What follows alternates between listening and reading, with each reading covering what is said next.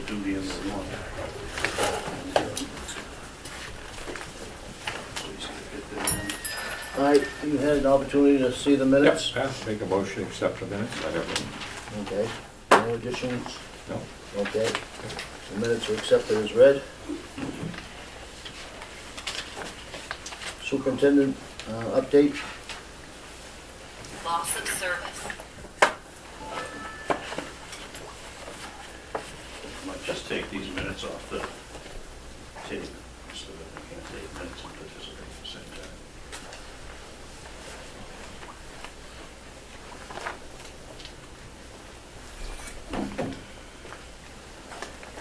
Now, is Joe not coming, or is he? No, Joe's in Florida right now. He let us know he wouldn't be here today.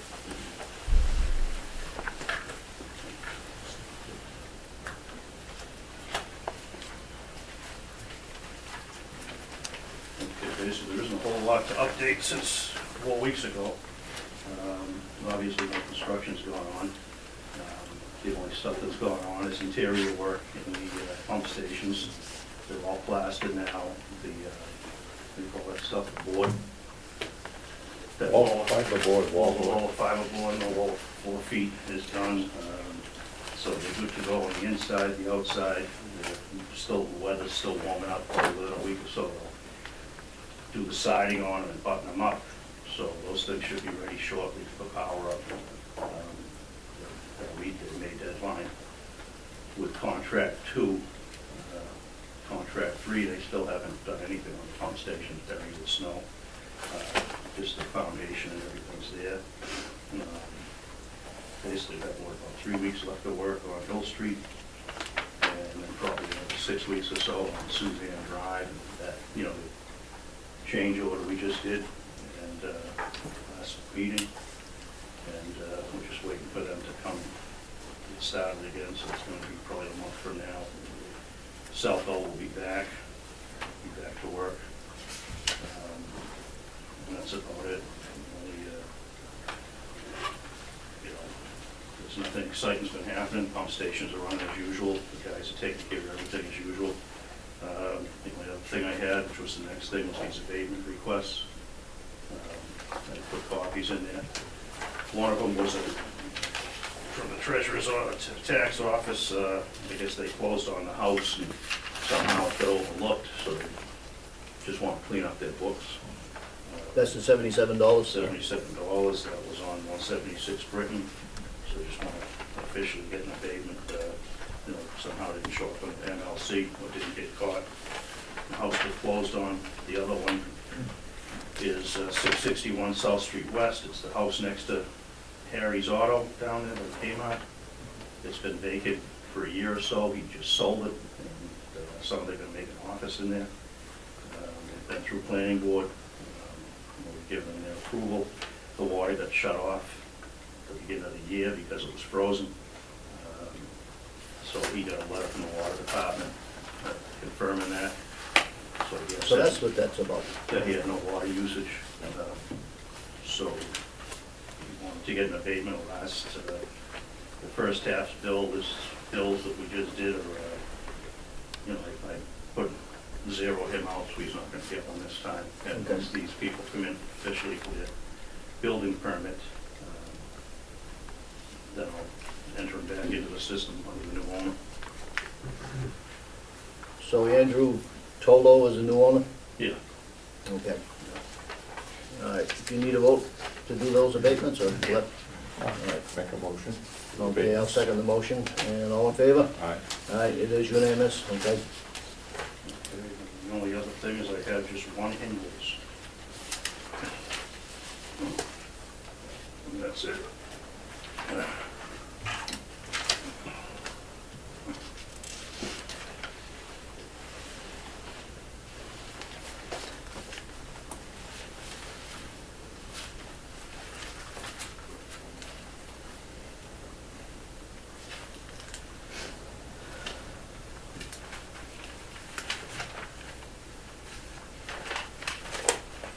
Richard?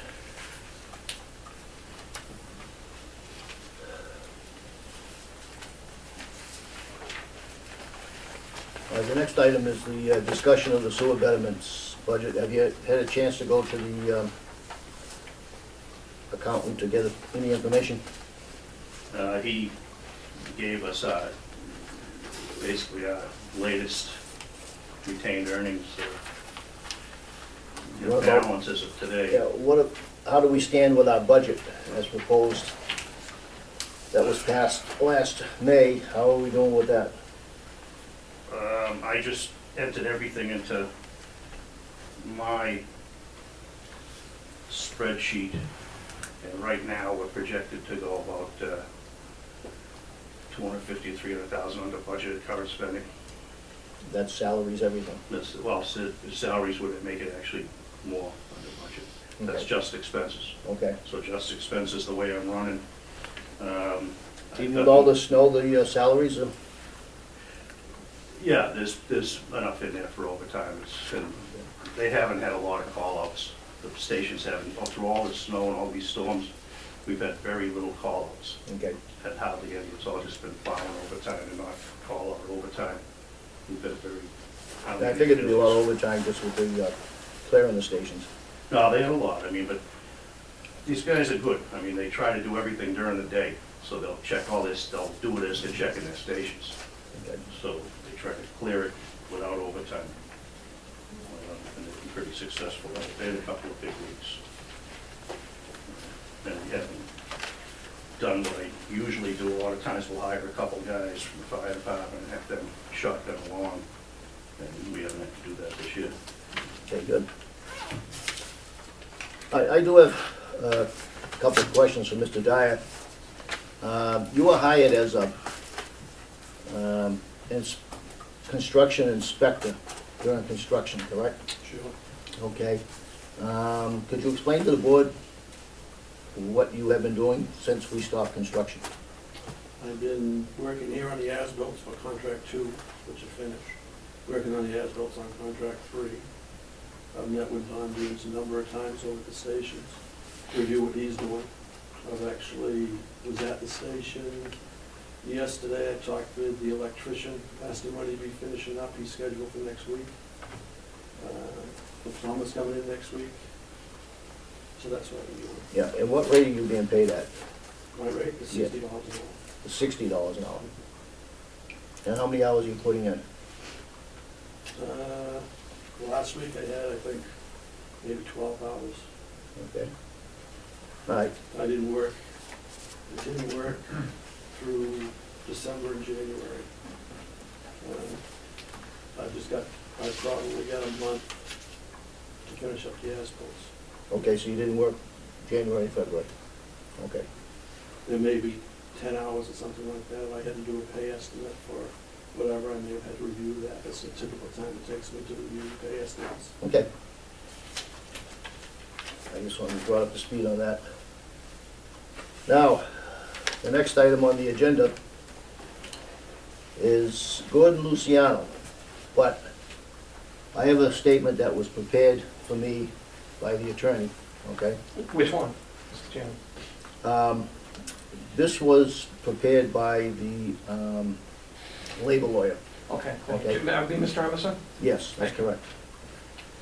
And it says, before you begin, Mr. Luciano, I'd like to inform you that the commissioners will not be addressing the Q&A tonight, nor will it answer questions regarding the Q&A. The reason for this is that a review of the Q&A and the previous information provided by the superintendent, a number of significant concerns have been brought to our attention. The commissioners will be scheduling a meeting with Mr. Gallagher, and he will be afforded all his rights under the open meeting law. Therefore, on advice of counsel, I will not take any questions regarding the Q&A so as to protect Mr. Gallagher's rights. I was called to a meeting, and that was the result of it. Now, is this because of large discrepancies from what I had? We're not answering any questions. Bullshit that We're was in not. that thing? We can refrain from that type of language, but that's, 'Cause I've been advised on that, Gordon. I know at the last meeting, Ted said I have the right to get up and defend myself. That has become a public document, I believe. Actually, it went first to the newspapers, from what I understand. it first got submitted, instead of getting submitted directly to Gordon, who was asking the questions, it didn't get submitted to him at all, and got submitted through the newspaper to him. Well, No, that's. let me, No. may I jump in and That's absolutely untrue. clarify some of this?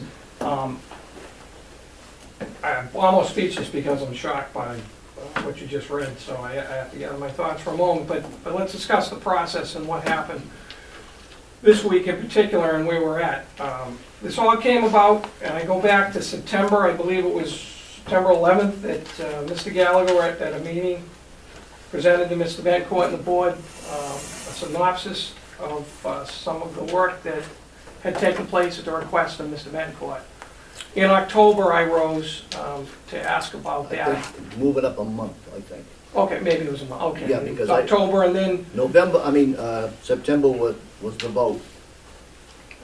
so October, then the Then- synopsis was right. discussed. You had said we would put it on the agenda for the November meeting, which you did. Then, on the advice of council, you had asked that I submit those questions in writing, which I did, and presented at the December meeting. That's correct. In anticipation of questions in January, the January meeting was canceled. In anticipating receiving some answers in February, and at the February meeting, you were stated that you were not prepared to provide those answers at that time. You had them, but were not prepared to provide I them. had a draft at that time that I presented to the other two commissioners for their review. So here we are in March. Mhm. I received a call from council on Monday night, or Monday afternoon, I guess.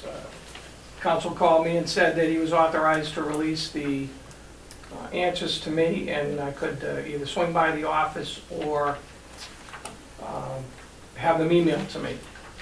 So I stayed at emails a lot easier because I was going home and having some dinner. I was getting hungry.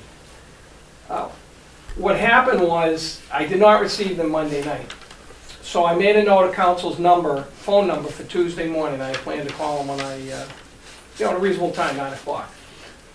Before I was able to make that call, I had received a call from Rebecca Hyman of the Rainham Call, who also writes for the Enterprise and Gazette, asking me to the effect of my response to the questions. I'd stated that I had not received them yet. I had expected them last night via email, but I had not received them. I had planned to talk to town council today, and she said, well, I know why you didn't get them, because you transposed one number wrong in the email. Not a big deal. It's 508, you put 500. She caught it because we've corresponded in the past as my role as a member of the Board of Assessors. So I said, well, instead of me wasting time, or wasting council's time and calling him back, I said, would you mind just forwarding me the answers? Which she did, and I received them on Tuesday morning. So that's the timetable of what happened. But what I am concerned about is I never submitted those questions to any members of the media. And I was caught off guard by the phone call on Tuesday morning by a member of the press that said, I have this package here from town council responding to questions you submitted.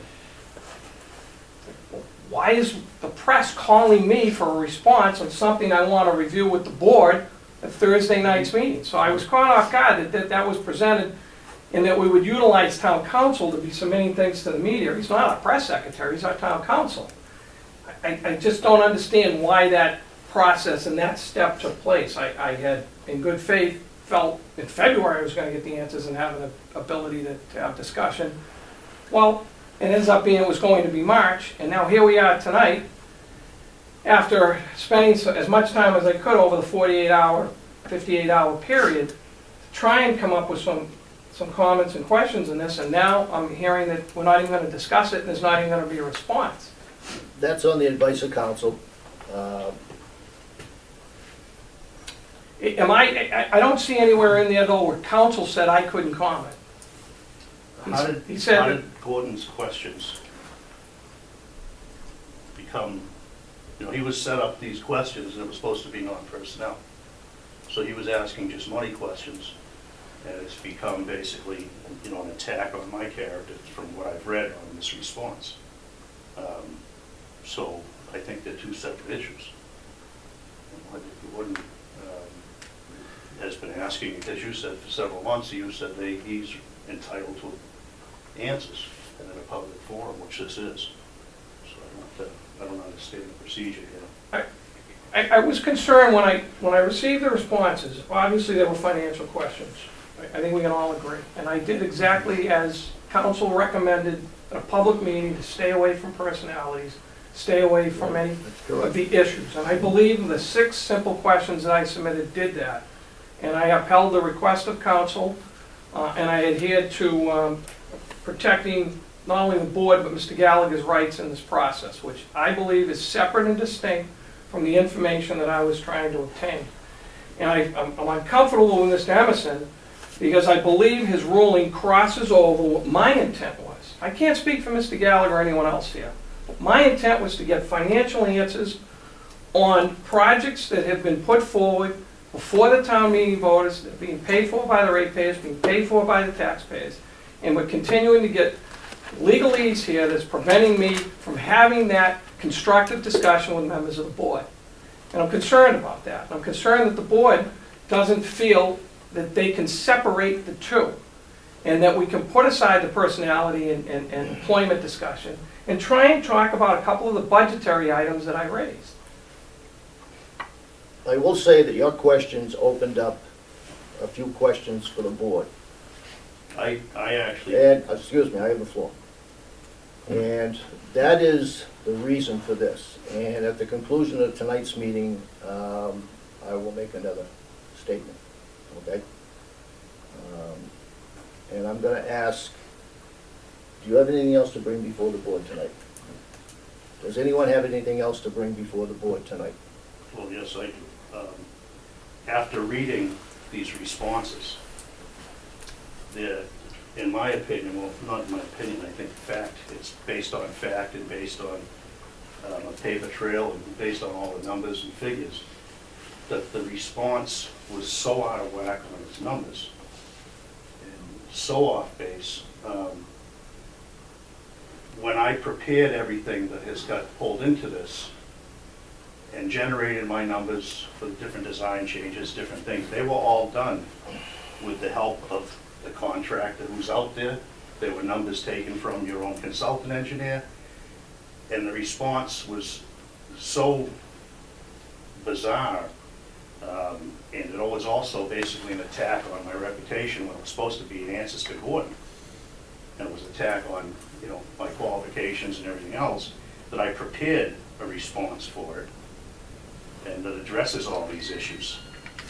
I mean, I could go into particulars on some of the things that happened, but I mean, you'd have a contract item that had 6 items, and they forget 5 of them, and just say, you know, deal with it. It's so far off, that response, that it's absolutely absurd. I prepared answers to it, and I'm not sure if I should actually hand them out tonight or hand them to the press as the other stuff was handed to the press. But I have a bunch of copies of answers to each of the 6 questions, and then I utterly dispute every single answer on that. And so I have things, and I have all documentation to back up every single thing I've done, every single thing I've claimed. It's basically the response belittled every accomplishment I made, said that I haven't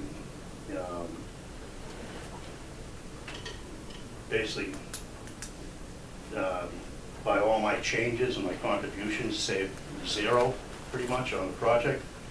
When just last meeting, this design you see right there, you guys signed a change order where I saved over $500,000 by spending a couple hours redesigning, once again, something that Time and Bond did. I've done this for a living for 30 years. I'm good at it, and I can design sewer in my sleep. So I reviewed other plans, a second set of eyes, and I found a lot of good design changes that saved the town and the Rainham residents literally millions of dollars. And I'm proud of what I've done, and that thing just basically completely, and plus the thing was done by Frank Cabral, I guess, and Ty and Bond, who have a vested interest to take care of it. You know, I mean, Frank's been pretty much attacking me from the first day I walked in here, And I think a third party would have been more appropriate to redo all these changes. A separate engineer that had nothing to do and no vested interest, not an engineer that's being paid by the sewer department. In Frank's case and in Ty and Vaughn's case, they're on the payroll, so I mean, they're not an unbiased party reviewing. And I think that there should have been a third party. I think if you want to go through both of these, it would be wise to get a complete third party to look at the before plan, look at the after plan. It's black and white. This was here, now it's not. This cost a lot of money, now it's gone. You just say, same as this. There was a pump station, now there's not. $500,000. We just cut the project in half and saved all the people a bunch of money. And this is what Don't I've you done. think that that was a unique situation? No, Oh, you don't? no, Okay. not at all, Okay. not at all.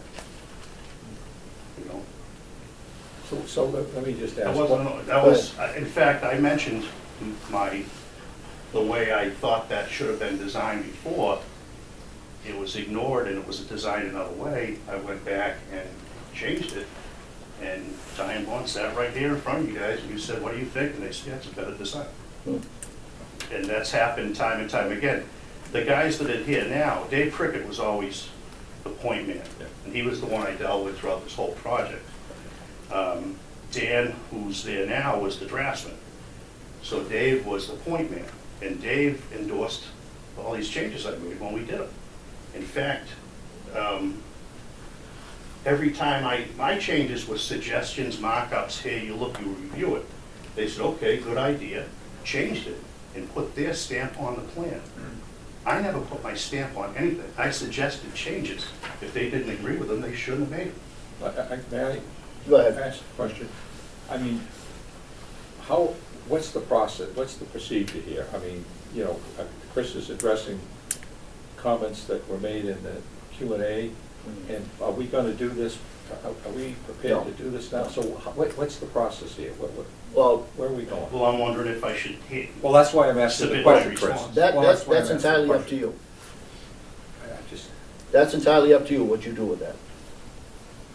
The board has no control over that. I personally, if I can just comment, I don't understand why it ended up being sent to the media before we even had this meeting tonight.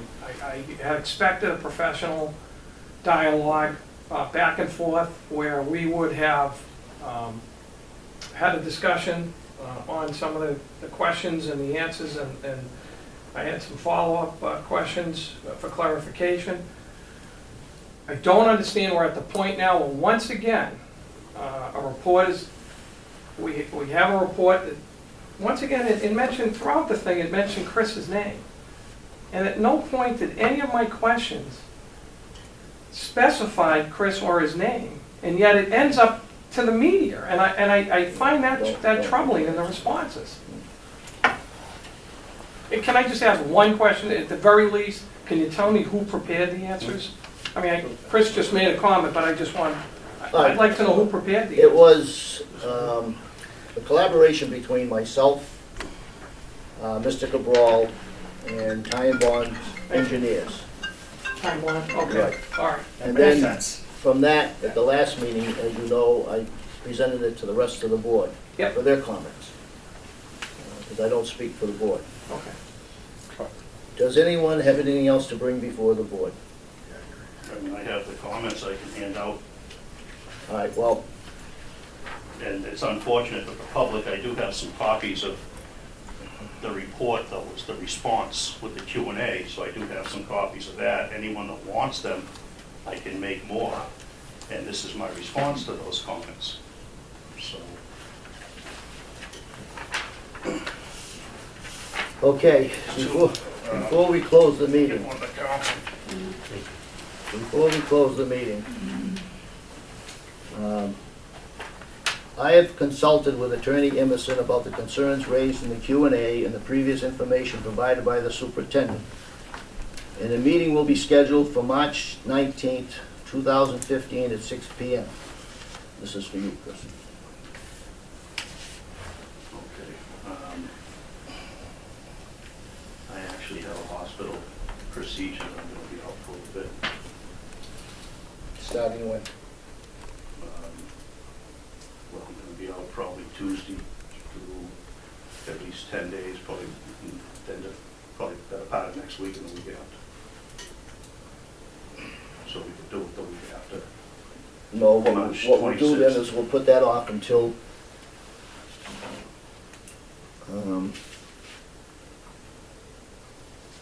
the April meeting, Okay. which will be on the 16th. We will change that time from 6 to 5. That public meeting, Mr. Chairman?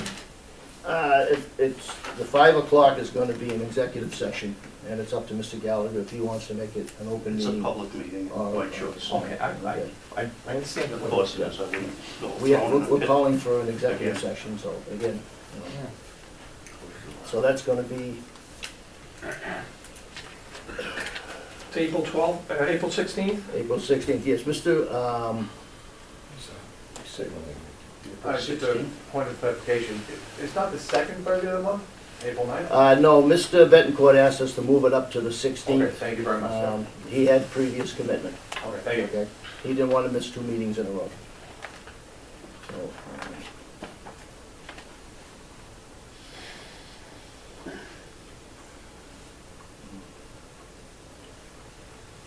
and that'll be at 5 a.m. 5 PM. At 5 p.m., thank you. I'm an early riser, so it wouldn't bother me. Thank you, Gordon. And just for the record, if any, I'll contact the media with my response as well. If anyone is interested in copies of both the commission's response and my response to the response, I'd be happy to furnish copies to anyone that wants them. And we had 5 sets tonight, because you wouldn't understand my comments without reading theirs. A lot of stuff's of a technical nature, so it would be better suited probably, you'd have to have an engineering background on half the stuff, but a lot of it's just simple common sense, so.